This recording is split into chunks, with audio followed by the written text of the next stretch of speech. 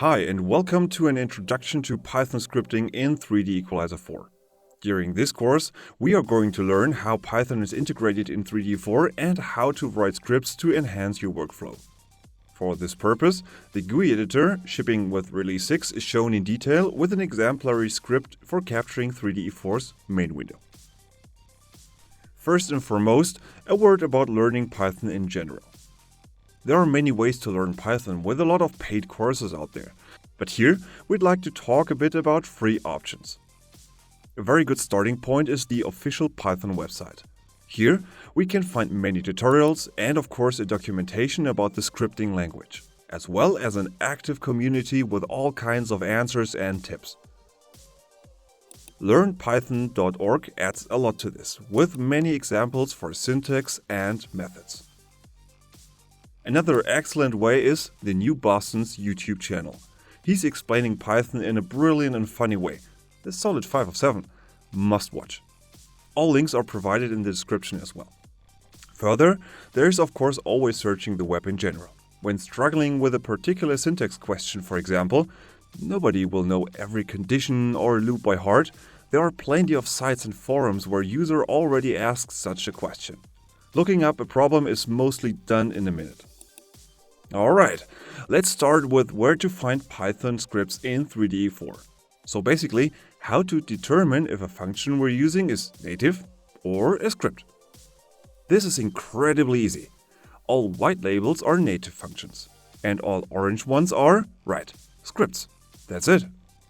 Python scripts can be implemented as buttons, menu items, even create entirely new menus, or as embeddable panes. Okay, beside of course launching a script by left-clicking on it, there's a context menu providing 3 options. More info, defined shortcut, and edit source code. Defined shortcut is shown in 3D4's introductory project, so I guess everyone knows what it does. Let's have a look at more infos. This option opens a new requester displaying an info message about this script. This message was written by the author of the respective script and placed within its comment block. Let's have a look at this. More specifically, at the entire script. 3D4 provides a built-in script editor for quickly viewing or editing Python scripts. Just click on menu item, edit source code to open it. Here it is. The Python script editor was developed to be very lightweight and provides very basic tools for editing and running a script. Here we have the actual script. At the bottom, we find a library of all commands available in 3D4, including a quick example how to use it. But despite its tools, the best purpose is to view and edit an existing script. For starting a new one, best use your favorite editor application, which surely provides a lot more editing features. Such an editor can be connected to 3DE, so let's do it. Open 3DE4's Preferences. Here we can find a text field for entering a terminal command for opening the editor. Basically, every editor which can be opened via a terminal can be used in 3DE4. Please have a look at the manual of your preferred one how to open it this way, especially under macOS and Windows. An editor which can be used here is Atom. By the way, it's a fantastic tool anyway. So, if installed on your computer, simply enter Atom, then click button Test to, test it. And here it is. Cool, we set a new default Python script editor. From now on, every script that should be edited will be opened with a defined editor. Okay, back to the preferences, and let's talk about folders and paths. 3DE4 has 2 default folders for storing Python scripts, from which they will be loaded automatically when starting the software. At first, in 3DE4's install directory, in folder sysdata pyscripts. Here we can find all scripts that are shipped with 3DE4, so be careful when editing anything in this folder. A second script storage is within hidden folder .3DEqualizer inside of your home folder. This folder might be invisible if your operating system is set to hide hidden folders, but this can be deactivated pretty easy. Scripts of this folder will be loaded automatically as well and is primarily used for storing scripts installed from 3DE4's script database. which is a very cool feature, by the way. Every script online within section scriptdb on 3DEqualizer.com can be installed or uninstalled directly within 3DE4. No need to manually download them from the website. Pretty convenient. So, among others, that's the reason why they are stored in a hidden folder. It is not recommended to edit them, but also it's good to know where to find them in case it's needed. So, the last important folder is the user-defined one, set with this parameter within Preferences. In this folder, feel free to mess around and edit everything you want. Great, that's about folders. Now a quick pro tip. In case multiple directories are needed to store scripts, 3DE4 provides an environment variable which can be set within the terminal. With this variable, a list of directories separated by a colon can be added to 3DE4 so it looks for scripts in these folders as well. Great, enough theory. Let's actually use Python in 3DEqualizer4.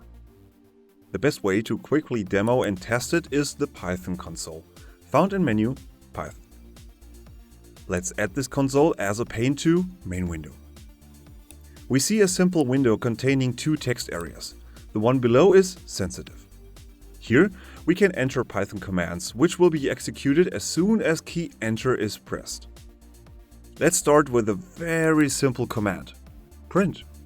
This purely will put a string, variable, object, or whatever into the console area.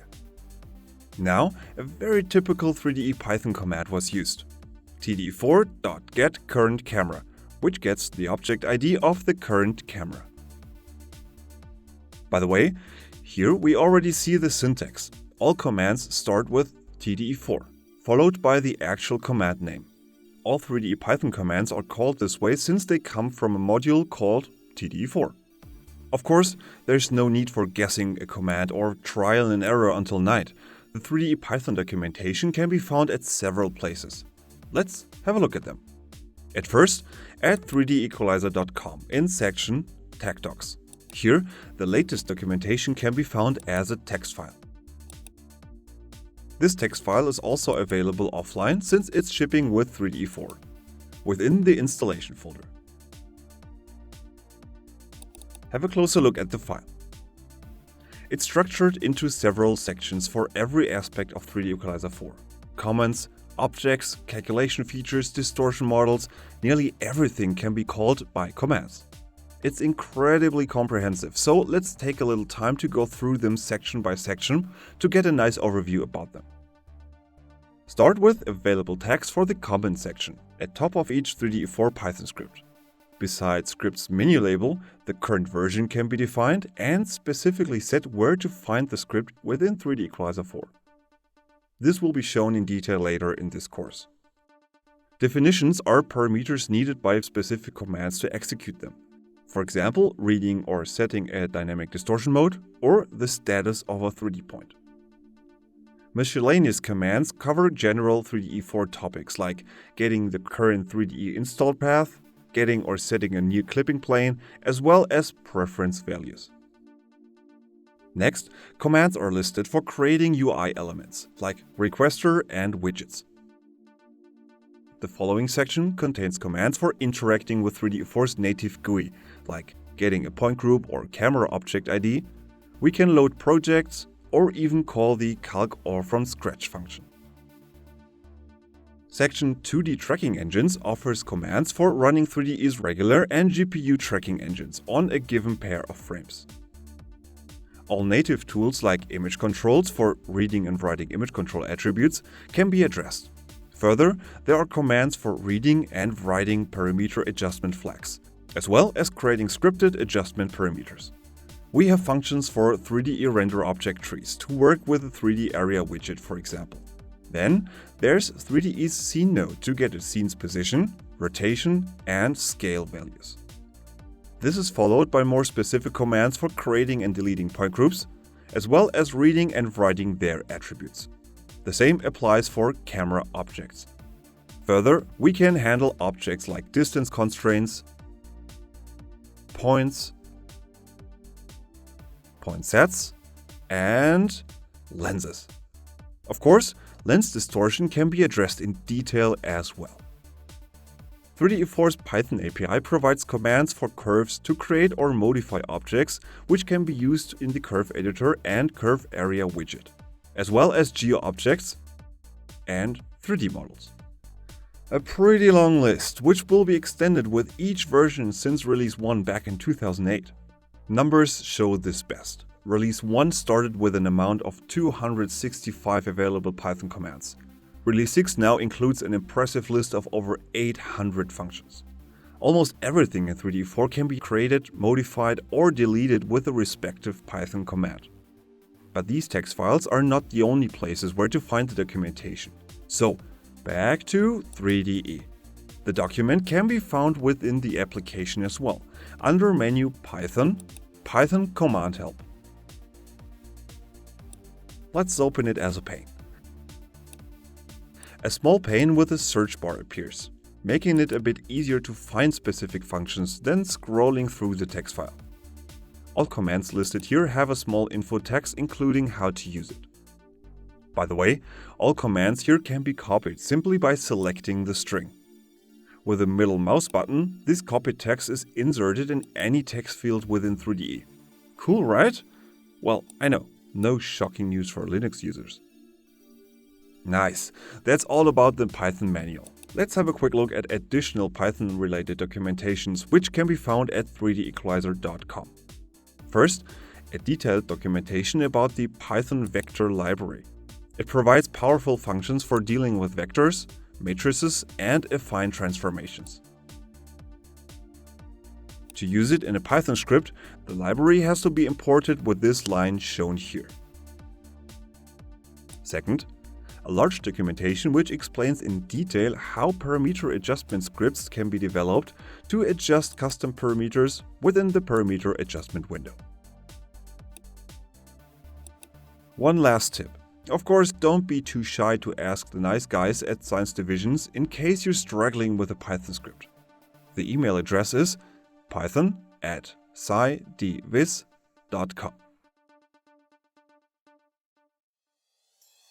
Well, as necessary as this introduction to Python was, it's finally time to actually use some Python in 3DEqualizer4. In the next chapters, we are going to discuss how to use Python commands in 3DE and how to script an entire script from scratch. A little tool for capturing 3DE's main window and store it as an image sequence. Okay, how's the anatomy of a 3DE4 Python script? Let's open a script for that. At the beginning, we have a comment section, followed by the actual code block. The comment section defines, as we learned while having a look at 3DE4's Python API documentation, things like script's menu label, the info text, current version, and position in 3DEqualizer. Let's have a closer look. All comment text starts with 3de.script, followed by the actual tag defining a specific issue. Name sets the script's menu label. Comment sets the info text found in the requester opened by more info in the script's context menu. As seen here, multiple tags can be set, one in every line of the script. Script select next point is a good example with no further tags, especially no defined position, so it can be found within menu Python. To place it precisely where the author likes it, a .GUI tag has to be added. Like in edit tracks, multiple positions can be defined as well, for example, also as a button floating in display area with a .GUI.button tag. What else can we find here? A .version tag for defining the current version of the script. Okay, back to scripting. First, a quite important word about variables. More specifically, about global variables. What is this? Here, we have a tiny script for simply selecting the next point of the current point group. The first row is defining a variable of the current point group, meaning the ID of said point group is stored within variable PG. So good so far, since the variable can now be used within the rest of the script instead of entering the respective Python command again and again. But this creates a little issue that should be kept in mind all the time. There can be only one running instance of the Python interpreter, so this variable now is valid even if the script is done and not running anymore. What does this mean? A quick demo.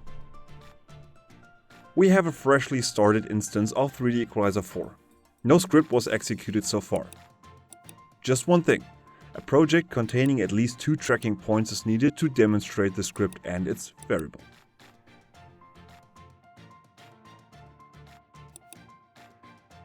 Now, when printing the lovely variable PG into the console, obviously an error message appears. 3D4 cannot know what PG should be. Next, run script, select next point. Great, another point was selected. Magic! When entering the same command print PG again, by the way, the last commands can be scrolled through by hitting the arrow up key on your keyboard. There it is, the actual ID appears. Unlike before, variable PG is now known and filled with the current point group object. So, this can cause an issue in case a variable with the same name is used in a different script, but not defined within that script. For example, if the user simply forgot it. If the variable is now filled with the correct object, the point group, to stay with this example, you will never realize it when testing a script. But if a different point group is in that variable PG, all actions within the script will be applied on the wrong point group. Well, a medium catastrophe. So, to cut it short, always make sure common variables like cameras, point groups, points, of course, should always be defined within the script. Always. Or use unique names. A topic which will come up later with a proper choice of function names. So remember it and get a cookie at the end. Well, now it's time. We start scripting a screen capture script from scratch, with the help of the great GUI Editor shipping since release 6. To start a script, always think about it what the script should do. In our case, we need a little helper to capture the content of main window and store it as an image sequence. Next, try to think about the structure and write down the steps in your own words. Here, these steps are outlined very roughly, but it's already very helpful, not because you get an exact plan of what to code, but just to organize the script's structure in your head.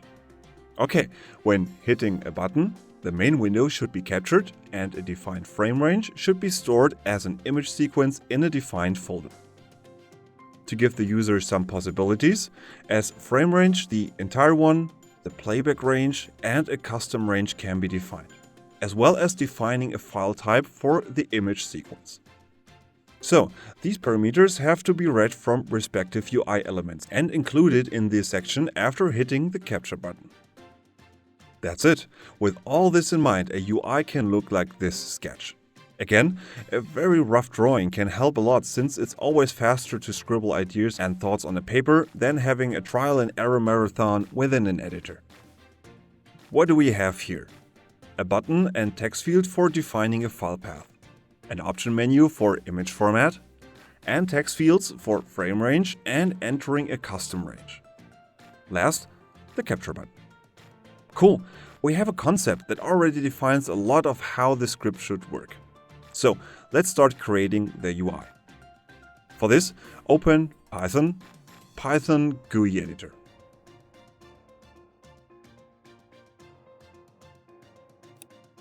Two new windows appear. The left one is the editor itself, and the right one is a preview window. The interface here is quite simple. With the editor, we create widgets and edit their properties, with all the parameters we can see here. The preview window shows how the script will look like. The editor is best explained by using it, so add a button widget by selecting Edit, Add, Button Widget. All widgets that are being used in 3D4 are available here, including creating menus. Okay, the widget appears in the widget list and in preview window. A widget can be selected in two different ways, either left-clicking on it in the list, or left-clicking as well directly on the widget in preview window. Yes, the preview window is basically an editor as well, allowing positioning and defining constraints, but we will get to this in a bit. Give it an appropriate name. Now, have a closer look at all the parameters here. We can define the size. Let's make it a bit bigger, as well as the position within the requester with the 4 attached parameters. Positioning a widget is really easy. Simply drag it around by holding the middle mouse button. We notice there are two white lines at top and left side. These lines show the attachment of the button widget. By default, a new widget is attached to the Windows edge at its top and left side, which is also shown in the editor window. Attachment mode of Attach Left and Attach Top is set to Attach Window. Each side has options how and to what it should be attached. Beside Attach Window, more options are attaching it to the exact opposite window side or another widget. Here, we leave it like this. Just place it a little bit away from the window edge. For a little more precise placement, text field offset is very useful to enter the exact pixel distance. So, this widget is attached to top and left side. But what about the right one? It would be nicer if the widget would react dynamically to the window size by adjusting its width to it. That's very simple and can be done in two different ways. First, as we already know, by selecting the specific mode in the editor. The second way is in Preview window. Now, this is cool. When we like to attach the widget's right side to the right window edge, simply right-click and hold it within the right half of the widget. Then, click-drag the appearing white line near the window's edge. That's it. The correct attachment mode was set automatically. Awesome! Reduce the offset value a bit so it gets closer to the edge. Nice. From now on, the widget has a dynamic size. Of course, a widget can be attached to all window sides as well and size it equally. For example, when writing a script with a curve area widget. With such a widget, it would make sense that it covers a large part of the window.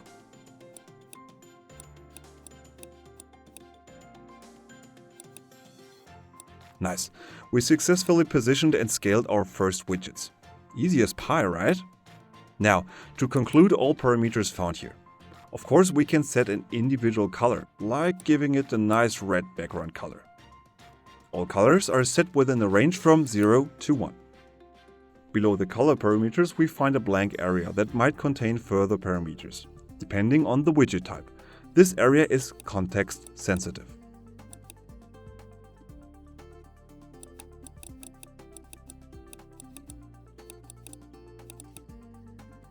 For example, a text field has the option to define a default string. A toggle button has the parameter to set a default state, and an option menu contains fields for defining its options. A parameter that all widgets have in common, on the other hand, is sensitive. With this toggle button, it is defined if a widget is enabled or disabled. Feel free to explore all parameters the widget provides, as well as their possibilities. For example, a special widget like menu bar. To add a menu item to a menu, it has to be selected, so they will be attached to it. Let's give them proper names for true script feelings like File, Edit,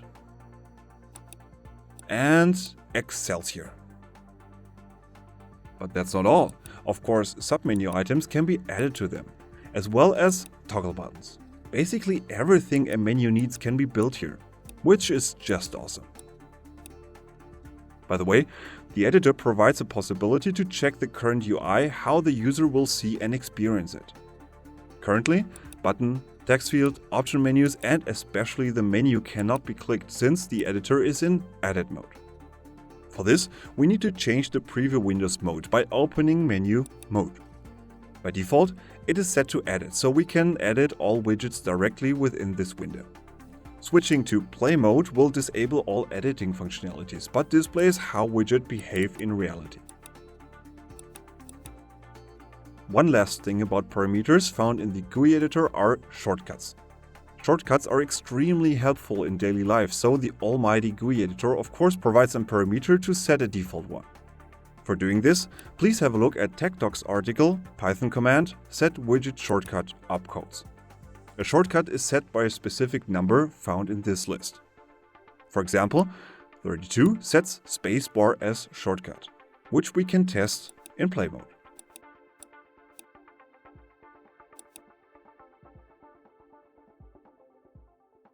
Cool. We now know how to add, position and edit a widget, even set a shortcut. So let's start with a new project and with the capturing script. To start a new project, click File, New Project.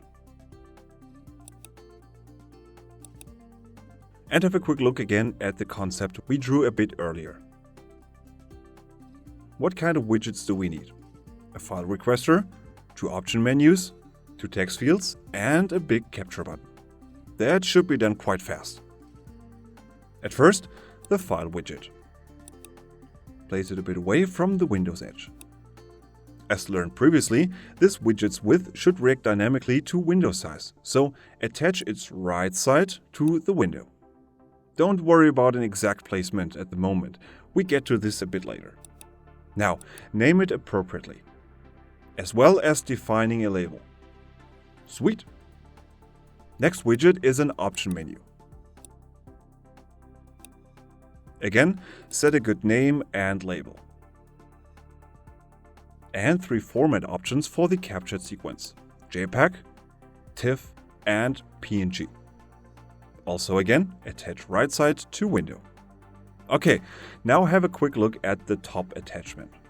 This window should stay below the file widget, so in case the widget is modified, for example simply by setting a smaller or bigger gap to top window edge, the option menu should move accordingly. For such a case, a widget can be attached to another widget by simply connecting both widgets with a white line. That's it. As we can see in the editor as well, it's now attached to File Browse. Perfect. Next one is waiting. An option menu defining the frame range.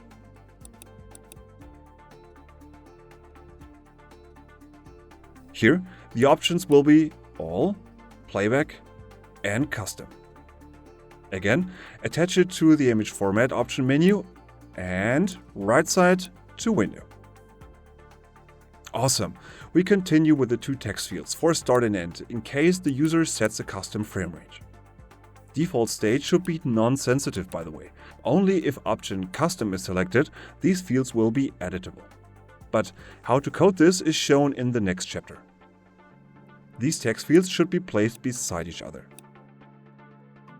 First, text field start has to react to the window's width as well, but instead of a fixed pixel value, we set a percentage value, so it always ends at the half window width, to ensure text field end always has some place in the other half. The attachment mode for this option is Attach Position, and its value is now relative, a percentage value. The orientation here is from left to right. 0 means left side, and 100, you get it, right side. The second text field, of course, now has to be attached to the first text field at its left side. A quick test. Great. So, set their remaining attachments, as we've done with the previous widgets, as well as giving them good names and a label.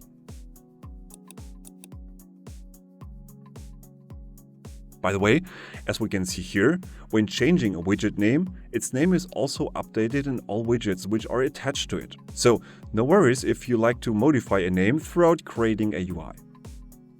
Last, the big capture button has to be added, with all its attachments and naming.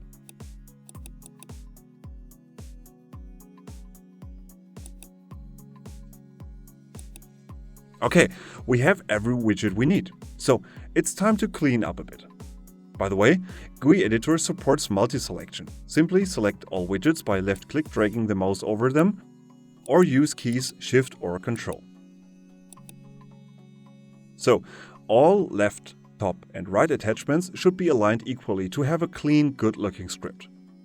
Select all widgets, except End Frame text field. It is connected to Start Frame widget at its left side and has to have a different pixel value than the other widgets, which are all attached to the window. Okay, then set a distance value for Attach Left. Great, their left alignment is now equal. Now do the same for right side. And of course now include End Frame text field and exclude Start Frame. Of course, offset left for text field end should be good looking as well. Finally, adjust the top and bottom distance to have some order.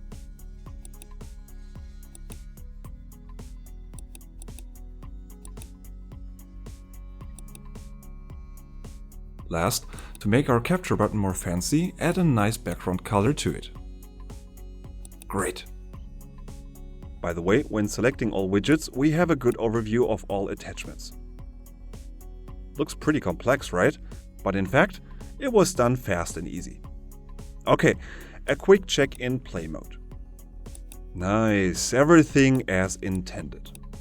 So, we have a UI, but it should do more than simply look good and open option menus when clicking on it. We need code. A lot of code. Well, okay, it's not that much. As we have seen, clicking on the widgets did nothing, no actions behind them. Obviously, since we're only building the UI here and code has to be added later. To trigger a specific widget action, a so-called callback function is needed. This callback function contains all code for the specific action. Best example here, code for the actual capturing main window when clicking button capture. Well, this callback function can be coded and assigned to a widget manually later. But why not let GUI Editor help us here? With parameter callback. When defining a callback function name here, GUI Editor creates a more or less empty callback function hull, which the developer has to implement later. Callback functions can be defined for multiple widgets simultaneously. So let's do this, since in our script, widgets FrameRange, its start and end text fields, and button capture have to do something when interacting with them. So, callback function SC widget CB will basically be the code container from now on every time these 4 widgets are being used. Remember, as we learned earlier in this tutorial, a unique name should be used to make sure no other script will accidentally call our callback function.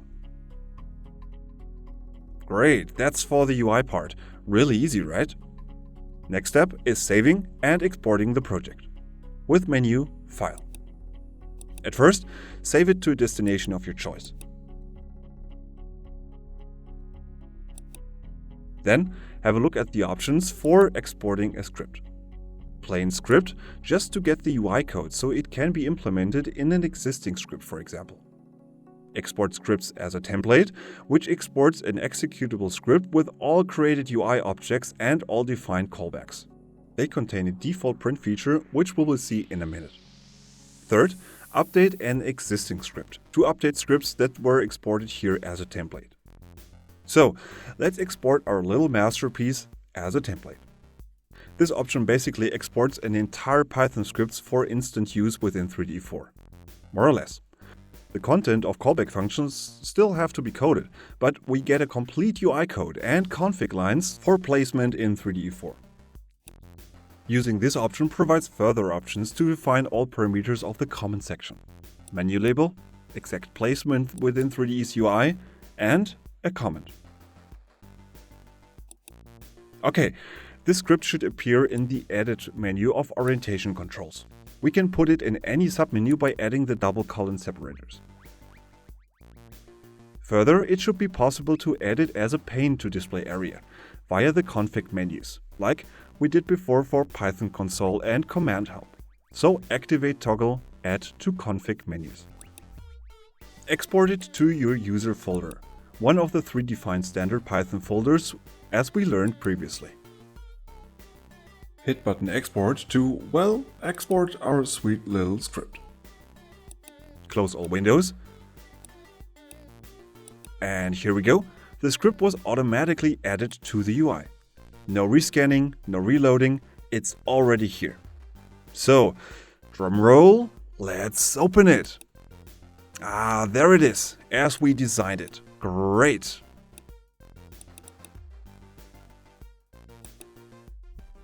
Also check to add it as a pane to main window. Cool. Our script was added automatically to the list found in menu config. Okay, time for coding. But at first, add the script as a pane.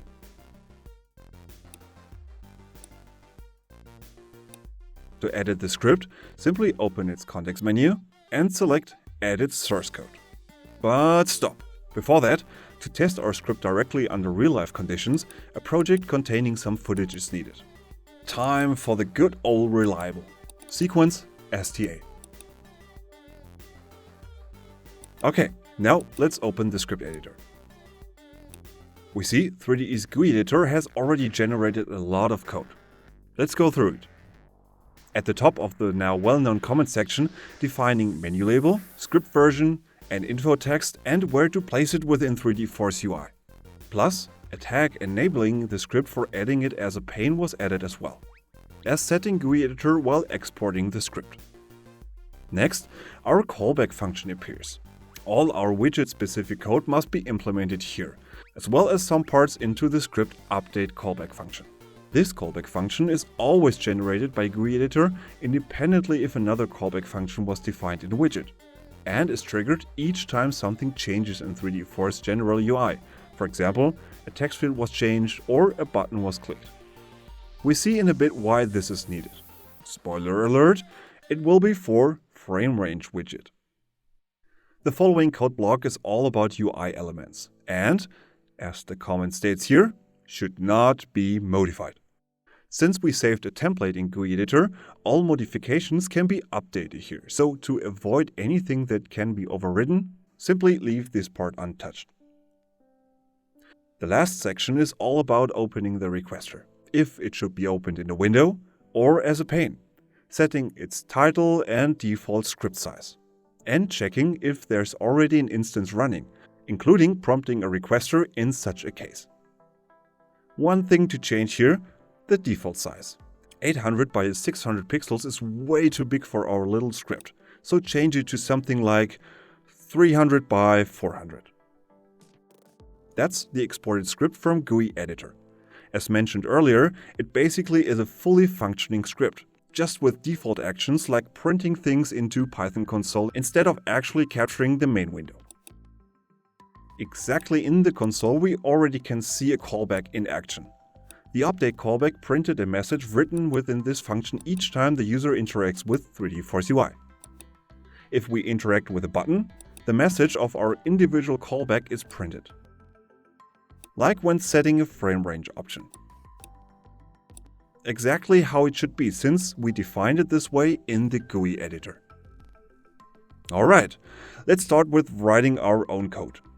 For this, quickly have a look at the structure we scribbled earlier to remember what to do. If the capture button is clicked, it should read the path set by the file browser, as well as which image format was set. Finally, take the frame range into account. Okay, let's start by coding the part with FrameRange. This range interacts with scripts outside of our little script. It reads the entire frame range given by the sequence camera or a range defined by 3D Force native custom FrameRange function. So, each time this changes, our script has to react to it. Otherwise, it will read old data, and this is not really good.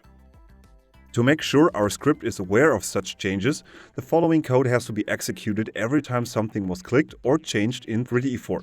So, it needs to be within the update callback function. Okay, what was written here? It looks complicated, but it's very comprehensive once we go through it.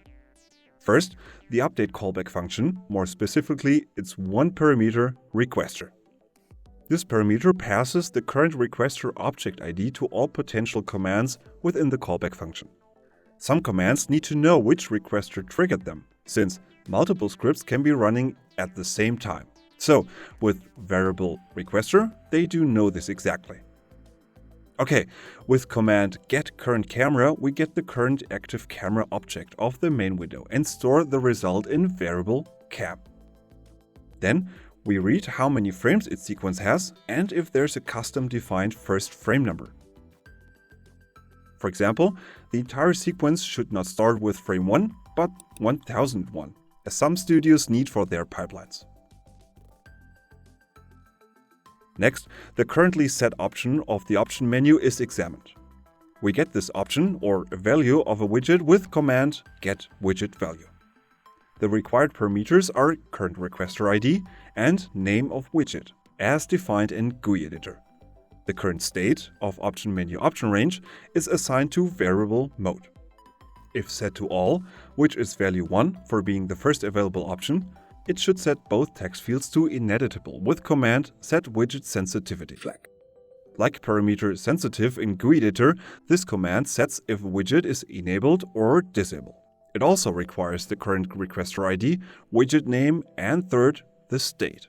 0 is disabled and 1 is enabled.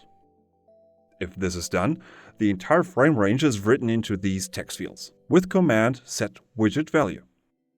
Here, the third parameter defines what is written into the text field, the current start and end frame, including a potential custom frame offset.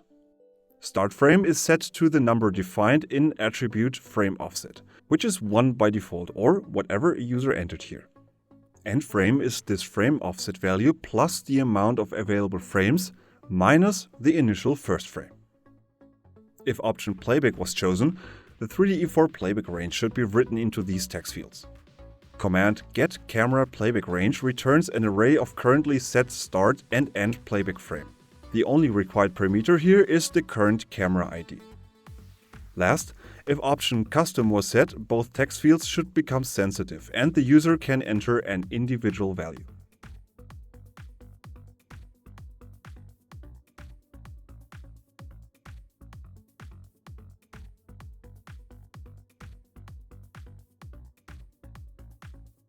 Finally, we have to implement the script's behavior in case the user changes option menu FrameRange.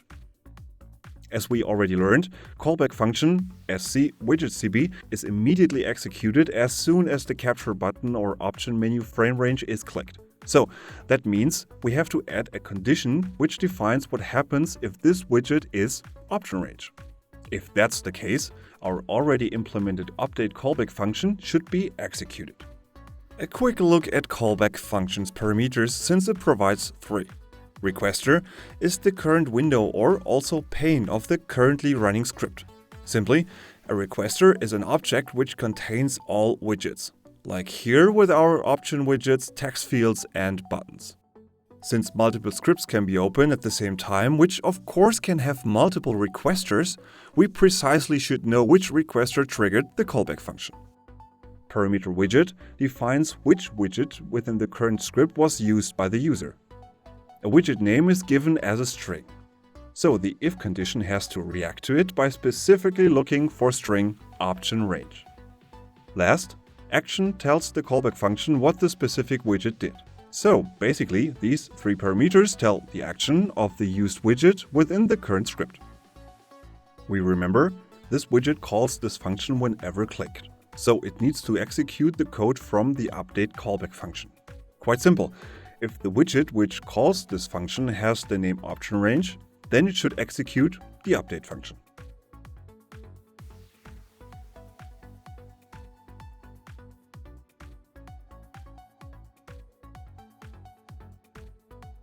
That's it. Let's test it. Save the script and quickly launch it again via the menu so all new code is known by the Python interpreter.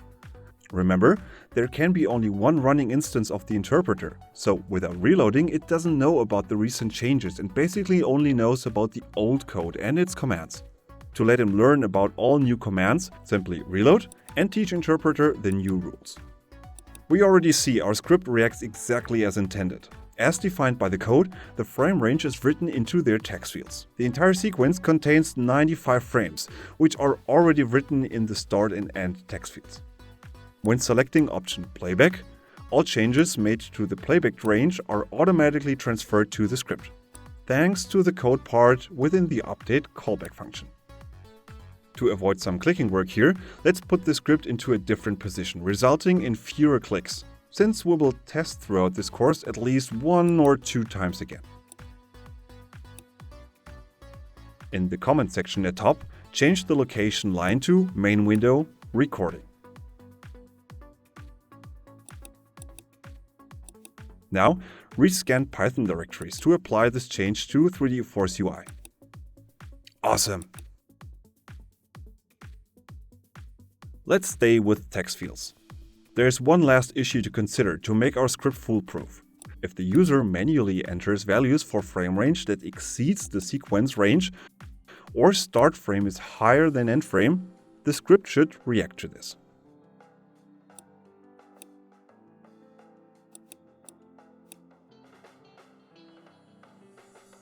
Right at the beginning, we again get current camera object, frame count, and the first frame offset. We do it in the beginning since it will be needed at several places, so defining it right at the start keeps these values and objects valid throughout the rest of SC-Widget-CB's code. Next, we find an if condition which executes the code below as soon as both text fields are modified. Every time the user enters a value in text field start or end, it will be checked if end value is bigger than the maximum amount of available frames, if start value is smaller than a user-defined frame offset, and lastly, if start frame is bigger than end frame. If none of the conditions apply, the initially parsed values for start or end are modified automatically that they match one of the conditions. For example, a value higher than the sequence length will be modified to the maximum amount of frames, or a higher start frame value then equals end frame value.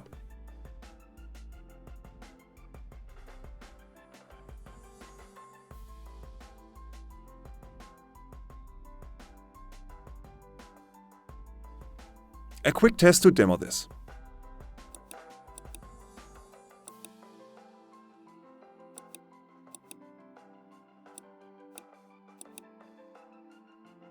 No user can outsmart us anymore. So, next part of coding is already the capture button. Now it's just reading values from file browser, image format, and range text fields.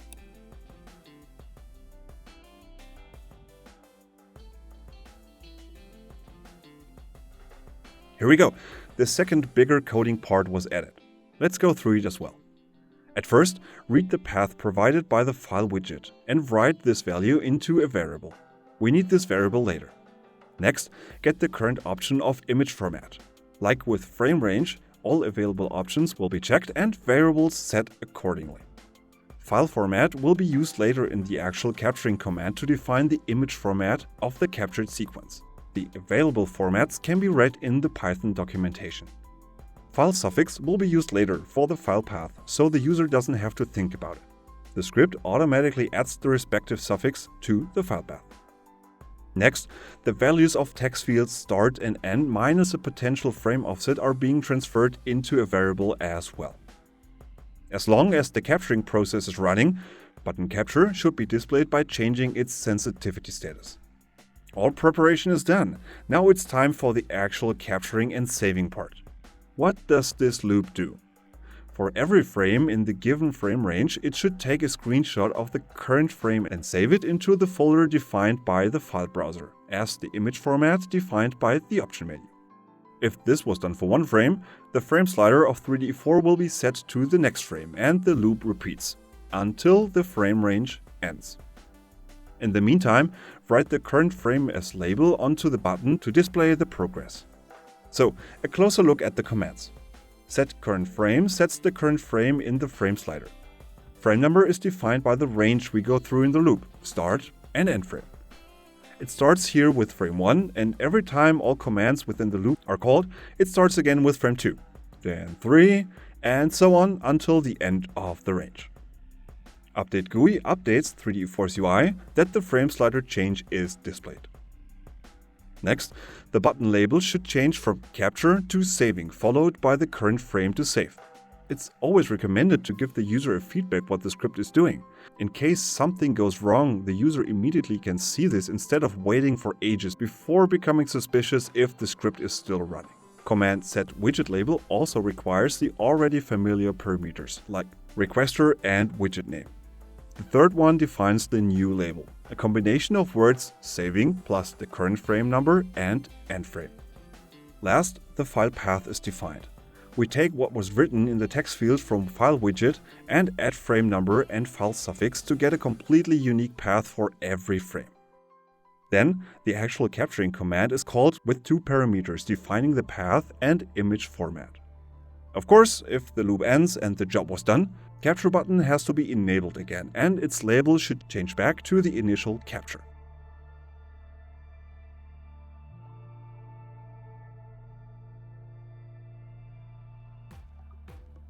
That's it. Let's try it. Again, save the script and run it via the menu. The script has to be reloaded this way, so all new code is known by the Python interpreter. Okay, for saving something, we need a file path. So choose a folder, then a name for the files. Now hit button capture. Amazing! The main window is being captured throughout the entire sequence. Well done! We have written our first script in 3DE4. Our little baby will help a lot of people out there who want to present their work.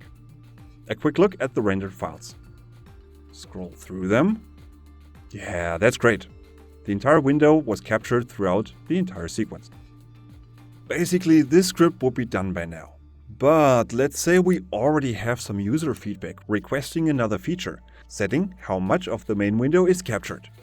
Everything like now, or just the half, a quarter, or whatever.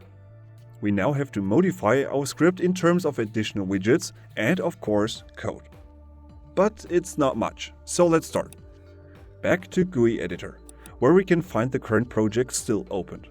The resolution feature should be placed above the capture button. So let's make the space between button and text fields a bit bigger. Next, add a toggle button and text field to the project and place them roughly. Good. Name both appropriately.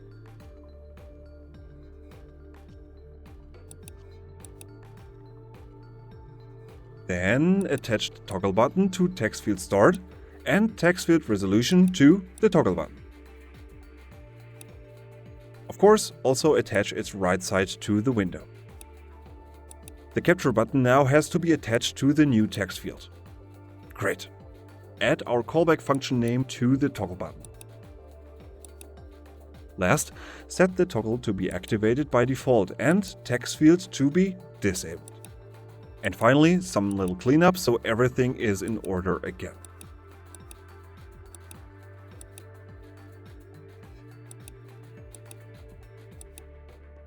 Time to save the project. Then export it again. But now we're updating the existing script since we already have a lot of code in it. So select Update Existing Python Script. Then choose our script to override it.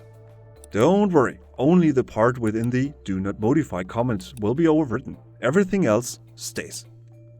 To display UI changes, the script has to be added again to display area. So close it and reopen it. Boom, there are the new widgets. Okay, on to the code.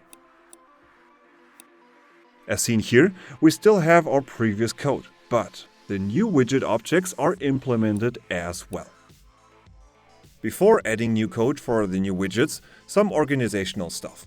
Let's talk about version numbers.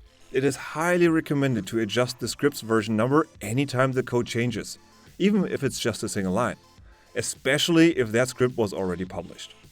It's good for the developer to keep track of modifications, as well as for the user to notice that something changed. So, there are two places where to modify the version number. First, within the top comment section, the version tag. Change it to 1.1. Great. Second is in the bottom code block defining how to open the script. Here, its requester label has to be 1.1 as well. Now everyone knows there must be something new in it. Of course, a sophisticated developer always writes changes into the script's documentation to state what exactly is new. But I know, every one of you nice people would do this. Okay, back to coding. Following functionality has to be added within the update callback function. As long as the toggle button is activated, the script should capture the entire window. We get the main window's resolution with command get main window resolution. This returns a list with current width and height in pixel.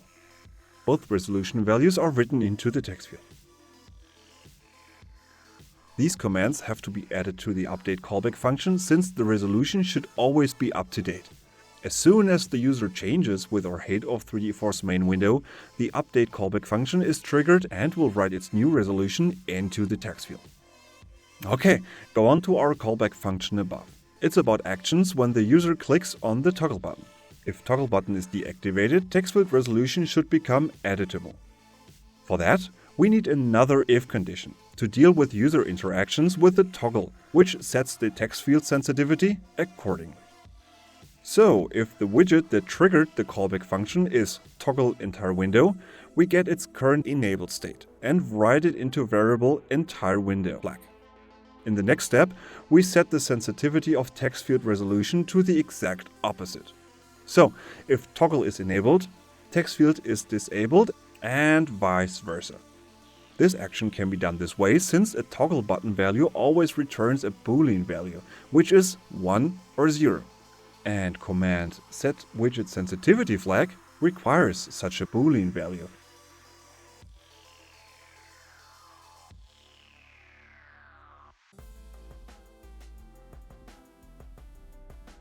Save the script. Okay, to make the version change visible in 3DE's UI, we have to rescan the Python directory, like previously when the new widgets were added. And here we go, the new version number is displayed, and main window's resolution is already written into the text field. No further script reloading is necessary.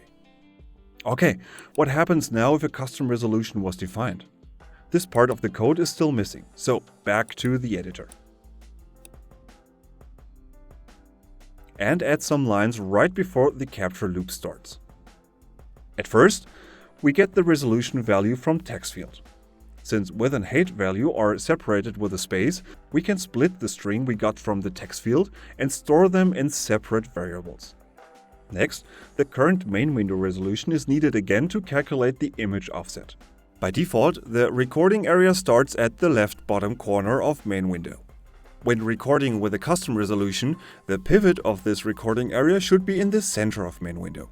So, we have to offset the recording area from the left bottom corner until it covers an area around the center of main window. By subtracting the user-defined resolution from main window resolution and divide it by 2. Last, command save main window screenshot is extended by 4 parameters, taking the offset and custom resolution into account. If these 4 parameters are missing here, the command by default captures the entire window with no offset.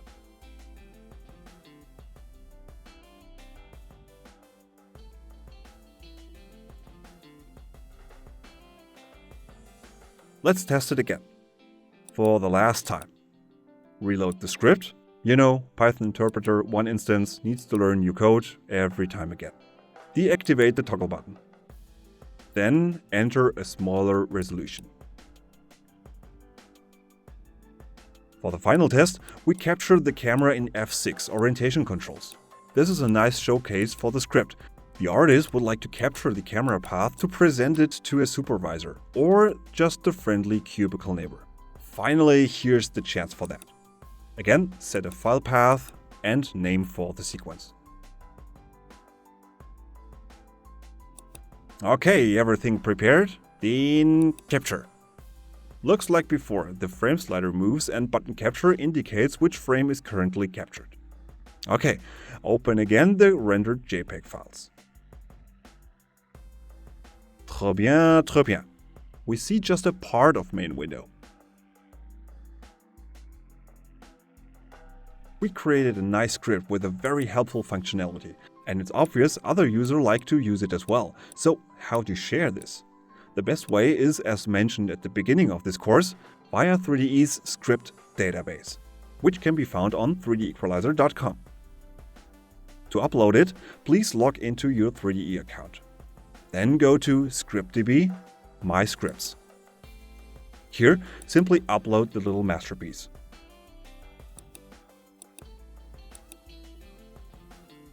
And edit all infos you'd like to share about it, including a screenshot, for example. This is very helpful in most cases.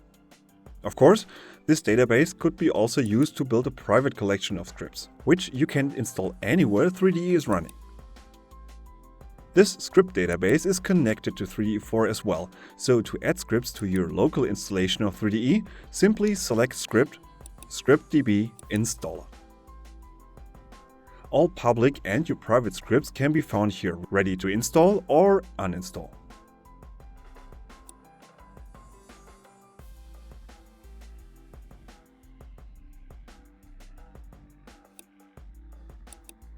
That's it! We successfully created a Python script in 3DE4 with the help of its GUI editor and some little coding.